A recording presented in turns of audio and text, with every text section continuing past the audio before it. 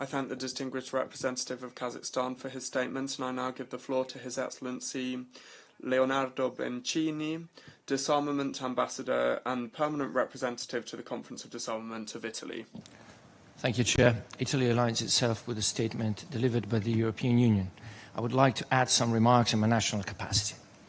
Outer space security is a prominent issue at this year's session of the First Committee. There is a need to reaffirm our commitment to the goals and principles of the 1967 Outer Space Treaty and recall the obligation contained therein not to place weapons of mass destruction in outer space, in particular nuclear weapons. A nuclear detonation in space would have devastating effects on the space infrastructure and activities on which the entire economy of many countries depends. This is why we have co-sponsored the draft resolution put forward by the United States. We have also welcomed efforts to merge the two OEWGs on outer space established last year by this committee. Having two OEWGs on the same issues, although with a different mandate, places an additional and unnecessary burden on delegations, as well as requesting extra financial resources that could be put to better use. But the main reason to support a merger is because we do not see the two approaches as incompatible.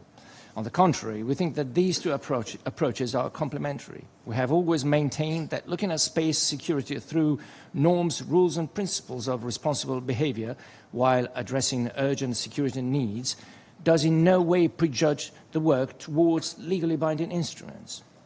In fact, a common understanding on those norms, rules and principles can pave the way for their future codification in specific instruments. One thing is certain.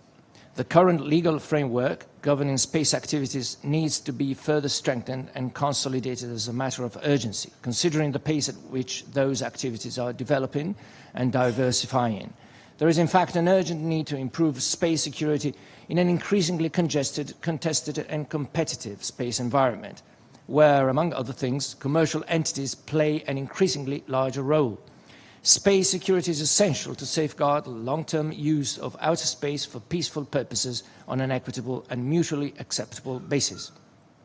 Depending on the area of outer space in which activities take place, security has become closely interconnected with crucial economic and social functions on Earth, making it increasingly critical to ensure that future space exploration and exploitation activities be conducted in a peaceful and beneficial manner for all.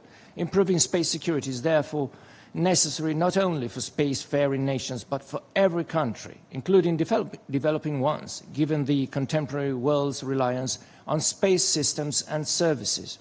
We also value the involvement of all stakeholders in these discussions, that is, not only states, but also international organizations, the private sector, academia, and civil society.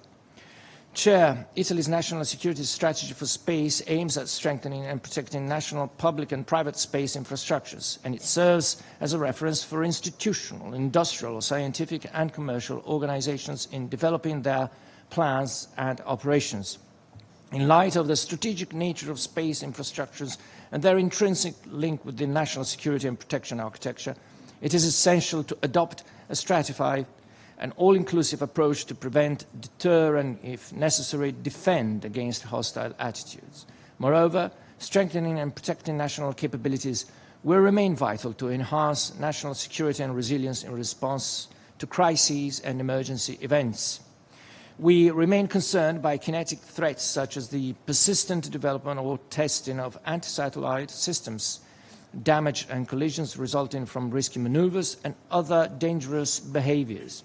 In this context, we welcome the commitment made by several countries, including all EU member states, not to conduct destructive tests of direct ascent anti-satellite missiles. Non-kinetic threats such as cyber attacks, electronic warfare to overwhelm satellites and compromise their operations, or use of laser beams to damage optical sensors are also a major concern. Hybrid space operations encompass an increasing number of sectors, adding an extra layer of complexity to risk and threat assessments. In conclusion, I would like to confirm Italy's readiness to engage constructively in any relevant forum to discuss space security next year, including in subsidiary body 3 of the Conference on Disarmament. I thank you, Chair. Agradezco al distinguido representante. I thank the distinguished representative of Italy for his statement, and I now give the floor to His Excellency